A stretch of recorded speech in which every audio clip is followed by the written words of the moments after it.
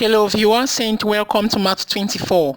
This tutorial is on properties or features of quadratic curves. The first property we'll be looking at will be the shape. Are we having a hill or a valley shape? This one is very important, especially when you're doing curve sketching. So given the quadratic y equals ax squared plus bx plus c, the shape will be a valley if the value of a is greater than 0 or is positive.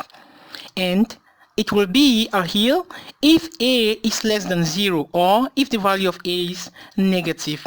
Like you can see on the curves below, for the first one, we have y equals x squared minus x minus 2. Here the value of a is positive and we have a valley shape. For the second, we have y equals minus x squared minus 2x plus 3. Here the value of a is minus 1 and we have a hill. The second property you'll be looking at is the line of symmetry, which is equally called the axis of symmetry. It is a line that divides the curve into two equal halves, which are mirror images of each other. Let's see what happens to this quadratic which we have here. The line will pass at that maximum point and divide into two equal parts, and that line is called the line of symmetry. You can see that the two halves are mirror images, and the line or the axis of symmetry is given by the sum of the roots divided by 2. In this example, we have the roots to be x equals minus 3 and x equals 1, and the average is equal to minus 1.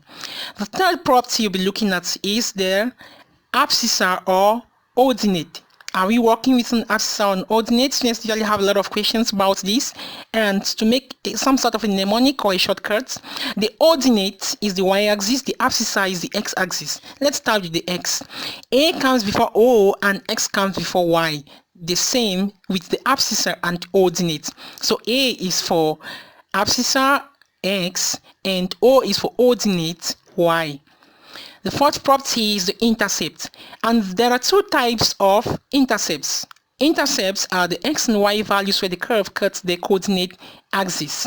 So the x-intercepts are the x values where the curve cuts the x-axis. In this example, the x-intercepts are minus 3 and 1. And the y-intercept is the y value where the curve cuts the y-axis, and here the y-intercept is equal to 3. The fifth property you'll be looking at is the maximum or the minimum value of the quadratic. This is the highest, that is maximum, or the lowest, that is minimum value of y at the turning point on the curve. In the first example, the smallest value there is minus 2.25, and since the curve is a valley, we have a minimum value of minus 2.25. For the second, we have a maximum value of y equals 4.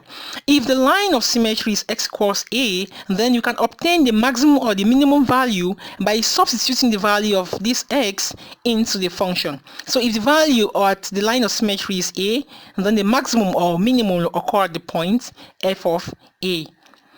Now the turning point is a point that consists of the line of symmetry and the maximum or minimum value, and it's denoted by PAB or PA f of a, where a is the axis or line of symmetry and b is the maximum or minimum value of the function. Thank you so much. It's been Math 24. Don't forget to subscribe, leave your comments and share our videos, and stay tuned. Bye bye.